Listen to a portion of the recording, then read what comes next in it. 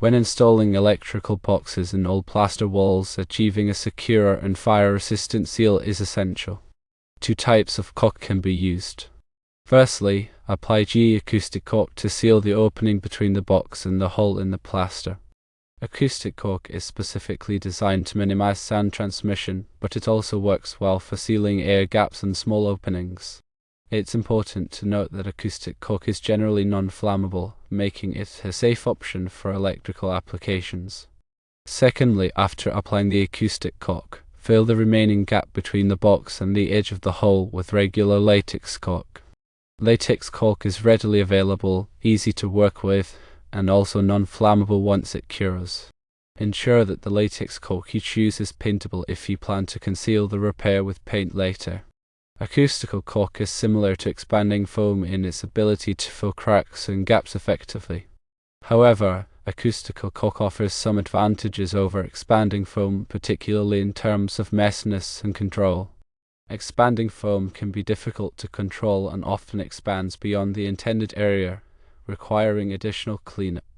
Acoustical caulk, on the other hand, can be applied precisely and is less likely to create a mess. To elaborate further on the process, begin by carefully selecting the appropriate old workbox for your specific application.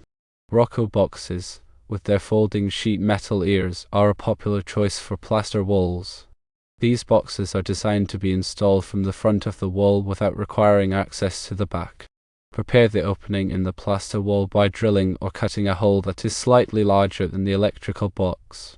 Ensure the hole is clean and free of any loose debris. Apply a bead of acoustic caulk around the perimeter of the hole, focusing on the area where the electrical box will make contact with the plaster. Insert the electrical box into the hole, ensuring it is properly aligned and flush with the wall surface. Tighten the screws or clamps that secure the box in place, ensuring a snug fit.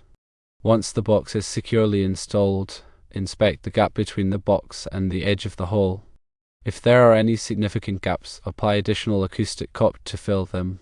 Allow the acoustic caulk to dry completely according to the manufacturer's instructions. This may take several hours or even overnight, depending on the product and environmental conditions. After the acoustic caulk has dried, apply a layer of latex caulk over the acoustic caulk, filling any remaining gaps and creating a smooth, even surface. Use a wet finger or a caulking tool to smooth the latex caulk and create a professional-looking finish. Allow the latex caulk to dry completely according to the manufacturer's instructions. Once the latex caulk is dried, you can paint or otherwise finish the wall surface to conceal the repair. Selecting the right caulk is important. Firstly, for acoustic caulk, it is specially formulated to dampen sound vibrations, making it ideal for reducing noise transmission through walls. Secondly, latex caulk is a versatile and paintable option for sealing gaps and cracks. When choosing latex caulk, look for a product that is specifically designed for use on drywall or plaster surfaces. Proper ventilation is needed when working with caulks and sealants.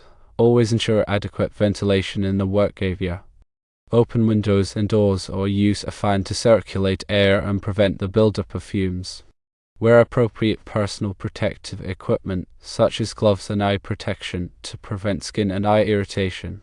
If you are sensitive to the fumes from caulks and sealants, consider wearing a respirator to protect your respiratory system. Dispose of used caulk tubes and containers properly according to local regulations. Store unused caulk tubes in a cool, dry place away from direct sunlight and extreme temperatures.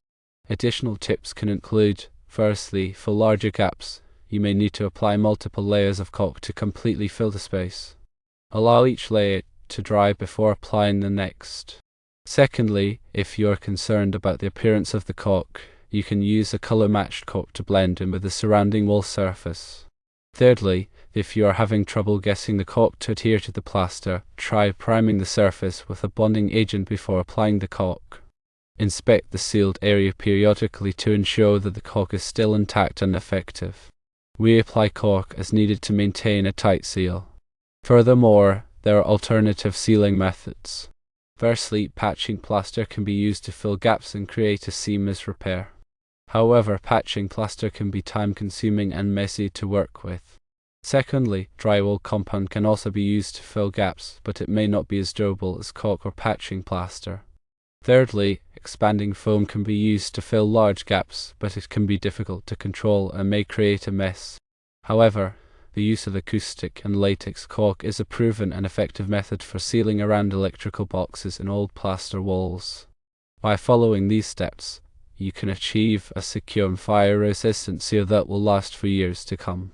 Understanding electrical codes is important as well.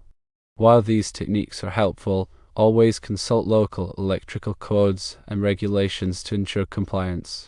Electrical work should be performed by qualified individuals who understand safety requirements.